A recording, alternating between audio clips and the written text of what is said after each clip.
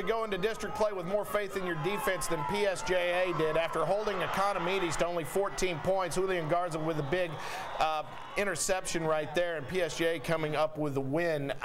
Let's talk about this, Mario.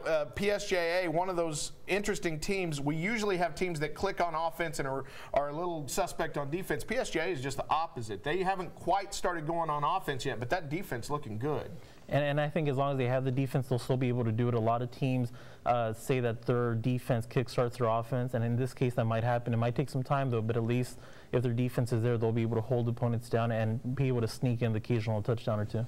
And it's not like they don't have some guys coming back from that offense last year. This is just a matter of just getting it clicking from where it was last year. And that's why we talked about them so highly in the preseason, was that they had the defense. They were one of the few teams we talked about that had a defense. And yes, offense is going to come together, and what a luxury as a coach to say, I don't need my offense to get going right now. I'm okay. Let them mature in a slow process and get to district play and then turn it on. Yeah, usually this late in the year we're not talking about Ed Couch-Elsa looking for their first win, but that is what we were looking at Friday night in a rainy, stormy night at the Black Hole. And Ed Couch-Elsa does something I've never seen any other team before. They come back down 1 point in overtime, looking for an extra point to tie or a two-pointer to win. And after a 30-minute lightning delay, they hit that two-point conversion for the win.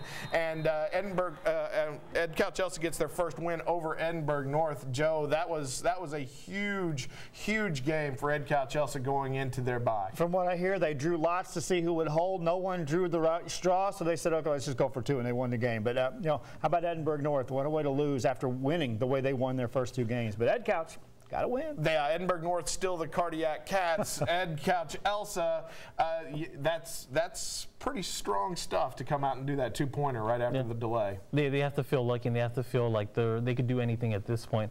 Hopefully this kind of momentum carries over through the bye, and they'll be able to come out strong in Week 5. You know Coach Joe Marie-Challard is going to have that team working overtime during the bye week. Let's take a look at 32-5A as they go into the break. Donna, with their game with Hannah getting canceled last night, they're going to go 3 weeks between games, guys, as they're 1-1. PSJA Southwest, and Mercedes on top of that district at 2-1 in non-district play. Porter Pace, Ed Couch-Elsa, Donna North still winless.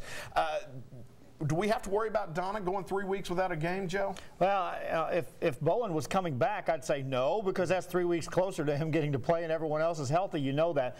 Yeah, I think in this case you're looking at rust, major rust. You're going to have to knock off, and you don't want to fall behind early and have to do some things you don't want to do. Your thoughts? I mean, I know the coaching staff might try to spin it and say it's a good thing. They get a heal, they get time to rest, but I mean 3 weeks is a long time. At that point, I think you're going to see rust when they hit the field. Yep, could be.